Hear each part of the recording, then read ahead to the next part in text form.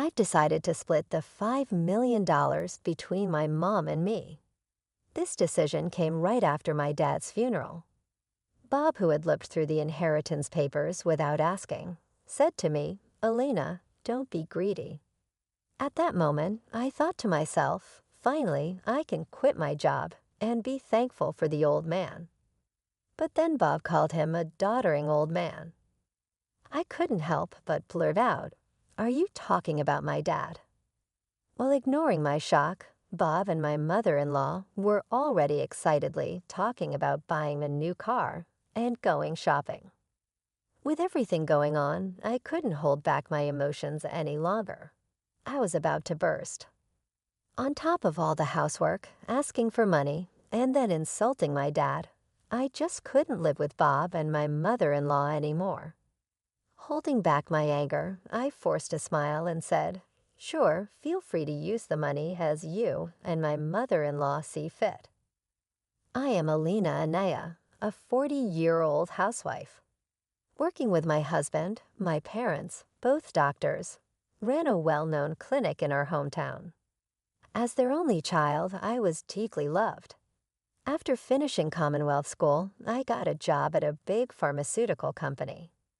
Though my parents wished I had become a doctor, they supported my choice.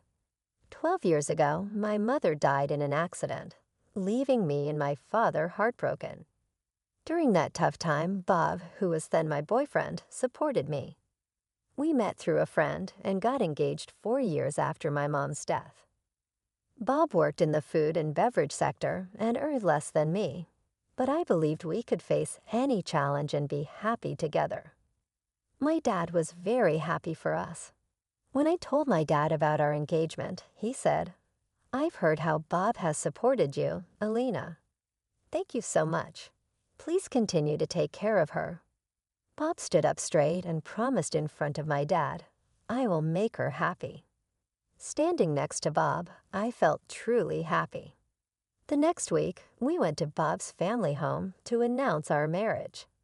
His mother, who wore a lot of makeup and was divorced from Bob's father, looked at me critically. "Marriage, huh? You're Bob's choice. Isn't she a bit plain for you? And she's older, right? Wouldn't a younger and prettier girl be better for you?" Bob quickly replied, "Mom, you know in pharmaceuticals, right? Alina works there. Her father is a doctor and runs his own practice." I expected Bob to talk about my personality, but instead, he talked about my job and my dad's status. Hearing this, his mother's attitude changed. "Oh, Bob, you should have mentioned these important things earlier. That changes everything. I happily approve of the marriage. Nice to meet you, Alina." "Thank you." After getting approval from Bob's mother, Bob was very happy. However, I felt uneasy. Even though everything was going smoothly with our plans to get married, when we were about to register our marriage, my dad, who is a doctor and real estate investor, gave me an apartment in a luxury building in San Diego City as a wedding gift. I told Bob, "Dad has given me this apartment as a wedding gift, but it's our new home. Let's live here happily and peacefully together." Bob smiled, and we started our married life. However, after getting married, I realized something unsettling. Bob, who had lived with his parents until then, was almost incapable of doing household chores. He couldn't cook, didn't know how to use the washing machine, and showed no interest in learning. He would leave his garbage scattered around, not bothering to clean up. While I wanted us to share household responsibilities, Bob's careless attitude increased my frustration. In the first year of our marriage, I managed all the household responsibilities, even though I had some complaints. Since we were still in the honeymoon phase, with the exhaustion from work and the struggle to keep up with chores, I reached my limit. In our second year, I decided it was time to have a serious talk with Bob about sharing household duties. I bravely shared my unhappiness with Bob, but to my disappointment, he responded without any appreciation or thought, saying, "I'm tired from work too." "You're much better at chores than I am, right? It's better if you do them since I'm not good at it." Just like that, Bob hardly helped with the chores, and I continued to handle most of our household duties. But that wasn't the only issue. After marrying Bob, I found out his mother also had some strange ideas. Bob wasn't really into celebrating occasions, so I decided to send a quality scarf and some carnations to his mother for Mother's Day. Even though I picked a nice scarf from a department store, his mother called me displeased. She criticized the scarf for not being from a famous brand and said it was ridiculous to send such an unknown item. I tried to explain its quality, but she wouldn't listen, insisting she wanted something from a very famous luxury brand. Shocked, I told Bob about this when he got home, but instead of understanding, he said, "Just do as she says." Bob didn't support me, and from then on, we started giving his mother cash as she demanded. Moreover, by our 7th year of marriage, she began visiting our home frequently, always finding reasons to ask for money. Bob would always smile and give money to his mother without any complaints. Even though I had a job, Bob's income was small, making our daily life just barely manageable. Out of desperation, I had to dip into our savings to cut living expenses. Despite my frustrations, I knew Bob cherished his mother, and she had supported me during tough times. She was the mother of someone important to me, and with that thought, I endured.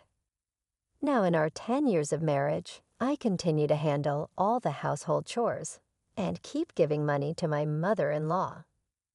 One day, during this routine, my father, whom I hadn't seen in a while, unexpectedly called me. The story he shared during our rare meeting was shockingly unexpected. He revealed that he was suffering from terminal cancer and that treatment was no longer possible. Overwhelmed with shock, tears spilled from my eyes. My father gently stroked my head, just as he did when I was a child, saying, "Elena, this is fate. Let's accept it quietly." I asked my dad why he even had to go through this. My days became a constant balancing act of work, household duties, and now visits to my father's hospital. While my job was somewhat flexible, managing the house was tough. When I told Bob I would be taking care of my father, he didn't react or offer to help. "It's tough with your father's sudden illness. Please do your best," was all Bob said. He only visited my father in the hospital once. I was so busy taking care of my father that I didn't have time for Bob. If I had time to worry about Bob, I wanted to prioritize my father. One day, as my father lay in his hospital bed, he suddenly asked, "Elena, how is your marriage with Bob going?" Caught off guard, I thought about Bob's attitude at home and his mother's behavior. I couldn't answer properly. Seeing my hesitation, my father seemed to understand and told me, "Elena, you don't have to endure this. Think about your happiness. Don't worry, you won't have any hardships after I'm gone." I couldn't hold back my tears, and my father silently and firmly held my hand. 5 months later, the inevitable happened.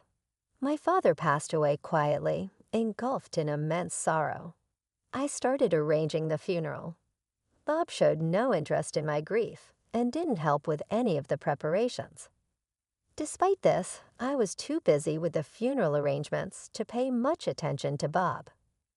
Many friends and acquaintances attended my father's funeral, making it a heartfelt farewell. Even the indifferent Bob and his mother attended. The day after the funeral, I received a call from a lawyer about my father's inheritance. I arranged a meeting with the lawyer and listened to the explanation. The information was all new and quite surprising. After deducting taxes like inheritance tax, my father's estate amounted to over $5 million. He had not only earned income as a doctor, but also made real estate investments, leaving behind such a vast fortune, all of it to be inherited by me, his only daughter. Wrapped in surprise and gratitude, yet trembling at the thought of handling such a huge amount of money, I proceeded with the inheritance process. After returning home, I laid out the documents I got from the lawyer on my desk and started reading them. I was so tired that I ended up dozing off on the sofa for a bit. When I woke up, I heard Bob and his mother talking happily in the distance. Bob and Mom too. "When did you come?" I asked as I got up. Bob came over with a big smile and said, "Yes, Alina, well done," confused by his sudden excitement. I noticed the inheritance papers in Bob's hand. "Wait, don't just read those without asking." I was shocked and upset that Bob had looked through the documents without permission. I raised my voice at him, but my mother-in-law, not bothered at all, happily chimed in, "Wow, an inheritance of $5 million. Isn't that amazing? Now we can live comfortably for the rest of our lives." Confused, I couldn't understand why she would say that so suddenly. Then Bob turned serious and continued, "By the way, about this $5 million. I've decided it will be split between me and my mom." It was right after my father's funeral. Bob, having looked at the documents related to the inheritance I was supposed to receive without permission, said to me, "Elena, don't be too greedy. Oh, now I can finally quit my job." "I have to thank that doddering old man you are talking about, my dad," I accidentally said out loud. "Well, anyway, let's proceed with the inheritance process and get the money into our joint account as soon as possible," Bob said, ignoring my confusion at that moment. Bob and my mother-in-law were excitedly talking about buying a new car and shopping. I couldn't hold back my emotions any longer. I was on the verge of exploding, being burdened with household chores, asked for money, and to top it off they insulted my father while holding back my anger. I replied with a forced smile, "Sure, use the money, you and my mother-in-law." "As you wish." Hearing this, my mother-in-law, seemingly satisfied, cheerfully said, "That's the spirit. Alina is quick to agree now. Make sure you work hard and earn money. I don't want our savings to go down, so work hard," she said. I just nodded and pretended to listen to her selfish words. After that, Bob and my mother-in-law started spending money like crazy. Bob quit his job quickly, and my mother-in-law practically moved in with us, staying at our house all the time. They would leave in the morning and come back with expensive brand items. The five-star restaurant we went to today wasn't as great as I expected. Yes, it was a bit disappointing for us, the sophisticated ones, they would say, acting like they were rich celebrities and dumping all the housework on me. As if I were a maid, Bob seemed to think my father's inheritance would be available right away. He carelessly withdrew money from our jointed account, and my savings of $300,000 dwindled rapidly. When I complained about their excessive spending, Bob just laughed it off, saying, "What are you talking about? Isn't $5 million coming soon? Then this kind of spending is no big deal." I warned him I had already stopped it, but Bob completely ignored me. Then a month later, Bob and my mother-in-law suddenly left for a trip to Bermuda. I wasn't invited and was left alone at home. After seeing them off, I decided to take action. About a week later, while I was relaxing at home, I heard a loud knock on the door, wondering what was happening. I glanced at the intercom monitor and saw Bob and my mother-in-law, both dressed in aloha shirts, standing at the front door. What do you want?" I asked calmly and coldly with anger. Bob yelled, "What are you even talking about? Why won't the door open?" Seeing Bob and my mother-in-law confused as to why the door wouldn't open, I confidently answered through the intercom, "Well, I changed the locks on the door, so of course it won't open." "What? Why?" Bob exclaimed. "Let's talk over this calmly at the nearby cafe." "Please go ahead. I'll join you shortly," I suggested. Bob and his mother, after shouting in front of the entrance, seemingly realized it was full, and soon headed to the cafe. Once I confirmed they had left, I felt a moment of relief. I went to the cafe and saw Bob and his mother already there waiting angrily. "Hey, what's this about? Did you change the locks and hand over the new keys right now?" Bob demanded. There's no need for me to give you the new keys you both need to leave that house, I calmly told Bob and his mother, facing a visibly angry Bob. I showed him a piece of paper.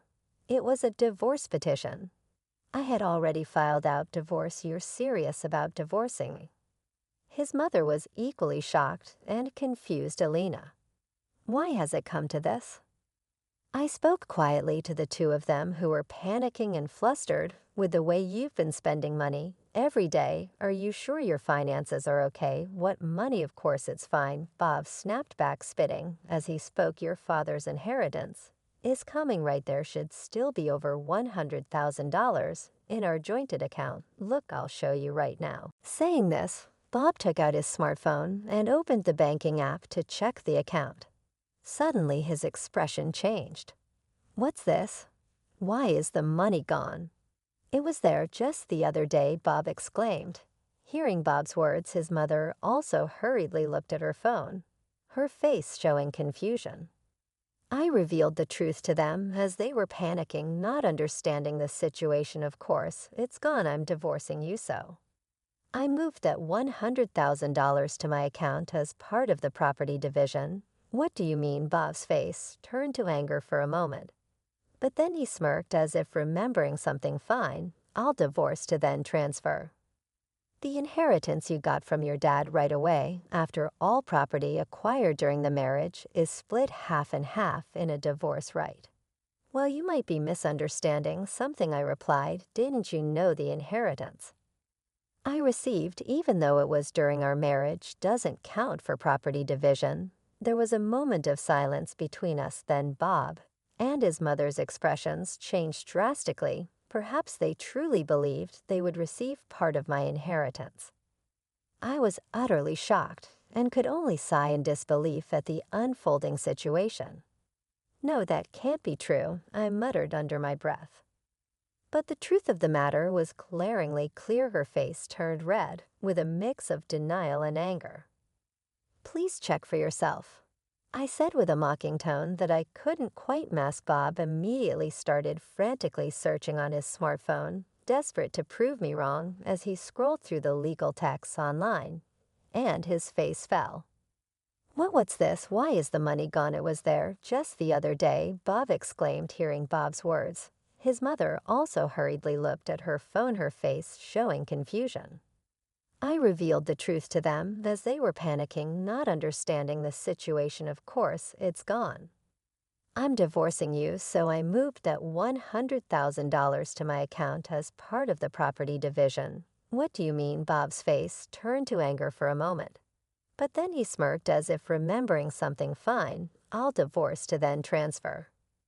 The inheritance you got from your dad right away, after all property acquired during the marriage, is split half and half in a divorce right. Well, you might be misunderstanding something, I replied. Didn't you know the inheritance I received, even though it was during our marriage, doesn't count for property division? There was a moment of silence between us. Then Bob and his mother's expressions changed drastically. Perhaps they truly believed they would receive part of my inheritance. I was utterly shocked and could only sigh in disbelief at the unfolding situation. No, that can't be true, I muttered under my breath. But the truth of the matter was glaringly clear. Her face turned red with a mix of denial and anger. Please check for yourself, I said with a mocking tone that I couldn't quite mask. Bob immediately started frantically searching on his smartphone, desperate to prove me wrong. As he scrolled through the legal texts online, his face fell. It says here that property inherited by one spouse from a parent is considered separate property. Therefore, it's not subject to division and can't be split between the spouses. His voice was tinged with disbelief. What? Seriously? His mother too peered over his shoulder, her expression turning to one of shock as the reality of the legal standing dawned on them. Then Bob approached me, his demeanor shifting to one of desperation. Alina, please don't divorce me. I have no savings and no job. How am I supposed to live if you divorce me? His plea was laden with panic and fear. But I had seen too much and endured too much to be swayed by his sudden show of vulnerability. Facing Bob's pleading, I stood my ground, my voice firm and unwavering. "What are you talking about? Take responsibility for your actions. I will never forget how you and your mother treated me. I'm divorcing you, and I'll go to court if I have to." My declaration was clear, a line drawn firmly in the sand. Intimidated by my fierce demeanor, which they had never witnessed before, Bob and his mother recoiled. They shrunk back in fear, whimpering softly as they stood there, dejected and defeated. I knew I had finally taken a stand. The weight of my decision was heavy but necessary, as I sought to reclaim my dignity and future from the ruins of a marriage that had veered so far off the path I had once envisioned. After walking out of the cafe, the divorce proceedings between Bob and I proceeded without major obstacles. The $100,000 I had shifted from our joint account was acknowledged as part of the division of our marital assets. Over time, I managed to legally compel Bob and his mother to vacate my house. This was a relief, as Bob, having already squandered the money from our marital division, found himself in a precarious financial state. He was penniless and increasingly overwhelmed with a mountain of bills, stemming from lavish expenditures on their overseas trip and various other expenses charged to his credit cards. As Bob's financial troubles escalated, he sank deeper into debt. Both he and his mother were forced to take on additional loans just to keep up with their mounting bills. Eventually, they moved into a rundown apartment, a stark departure from their previous luxurious lifestyle. They now find themselves working exhaustively every day to manage their debts, a situation that has been a profound and shocking adjustment for both. Meanwhile, I took decisive steps to move forward with my life. I sold the condo that I once shared with Bob, a place full of mixed memories, and moved into the apartment that had belonged to my late father. This move was not just a change of scenery. It was a step towards reclaiming my independence and starting afresh on my own terms. In this new chapter of my life, I continued my work as before, maintaining the same job that had always given me a sense of stability and purpose. However, with the inheritance I received from my father, my financial situation became significantly more comfortable. This financial security has allowed me to live without the constant stress of monetary concerns that once plagued my marriage with Bob. Living in my father's apartment has brought a new sense of peace and continuity to my life. Every day, I wake up with a heart full of gratitude for the man who not only raised me with love, but also ensured that I would be secure after he was gone. This gratitude has inspired me to approach life with a renewed sense of purpose and determination. With the lessons learned from my troubled marriage, I am now more committed than ever to protecting my happiness and well-being. I've come to realize the importance of being surrounded by people who support and uplift me, rather than those who seek to take advantage. As I move forward, I am determined to cherish and make the most out of every moment, focusing on personal growth and happiness. As the days pass, I find myself more at ease, enjoying a life that is not just about survival, but about thriving. My days are spent peacefully indulging in small joys and planning for a future that I now look forward to with optimism and excitement. The stark contrast between my life now and the life I shared with Bob serves as a constant reminder of how far I've come and how much I've achieved on my own.